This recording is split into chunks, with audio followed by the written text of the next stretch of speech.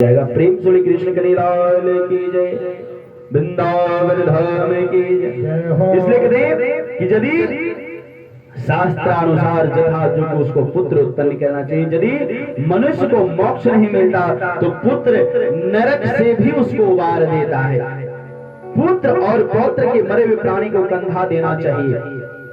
जो व्यक्ति मर जाता है उसके जो पुत्र पौत्र आदि होते हैं, उसके बच्चे होते हैं, उसके नाती पोते होते हैं, उसको उसका कंधा देना चाहिए तथा उसका जथा विधान अग्निदाह करनी चाहिए। उसको अग्निदाह संस्कार उसकी करनी चाहिए। क्योंकि मैंने कहा था कि चित्त जल पावक गगन समीरा पंच रत्न अधम शरीर, 5 तत्वों का मेल से जो अधम शरीर बना है उसको अगर हम दाह संस्कार कर देते हैं तो 5 तत्वों को प्राप्त हो जाता है। कहते सब के नीचे पृथ्वी पर तिल और कुश को अवश्य देना चाहिए। अब भगवान श्री नारायण कहते हैं कि तिल जो है ना ये हमारे पसीने से उत्पन्न हुए, इसलिए भगवान की पूजा में, भगवान की कथा में तिल का विशेष महत्व होता है। और यह कुश जिसका हम बार बार प्रयोग करते हैं, यह कुश हमारे रोई से निर्माण हुआ है। इसलिए तिल और कुश दोनों मरे हुए उस पापी पुरुष को नरक से भी उबार देता है। और कहते हैं कि जो हम पंचरत्न डालते हैं मृतक व्यक्ति के मुख में, वह बीज पनपने के समान होता है और उसे आगे की शुभ जीव गति को प्राप्त करवाता है। कहते हैं जैसे पुष्प ऋतु काल में जिस प्रकार से स्त्रियां रजो दर्शन होने पर गर्भ धारण संभव नहीं होता, वैसे ही सौ भूमि में तिल जौ कुश पंच रत्न जो डालते हैं उससे आगे जीव का निर्माण होता है।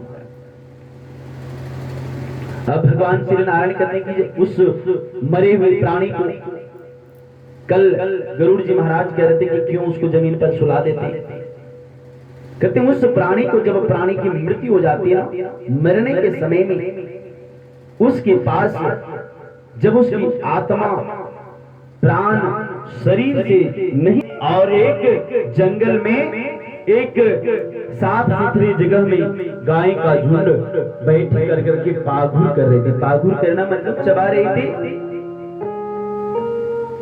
अब जब गाय के झुंड बैठ करके आराम फरमा रहे थे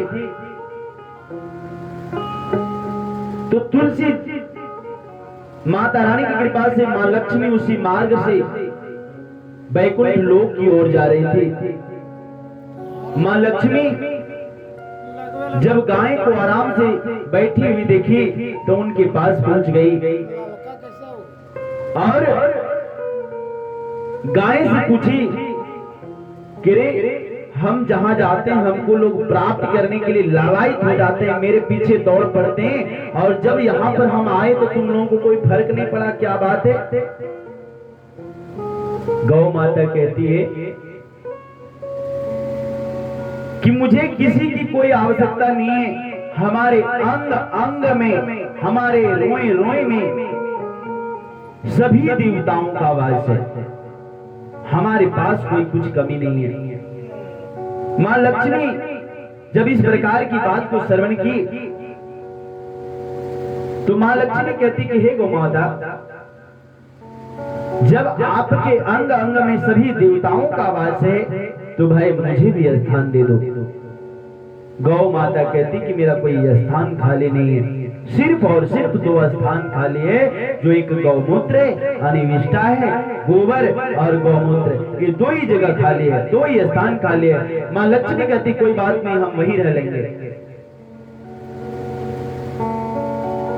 भगवान की कथा में आप हजारों को निमंत्रण करेंगे, हजारों को बुलाएंगे, आने के बाद 20 बात बोलेंगे, अरे आपने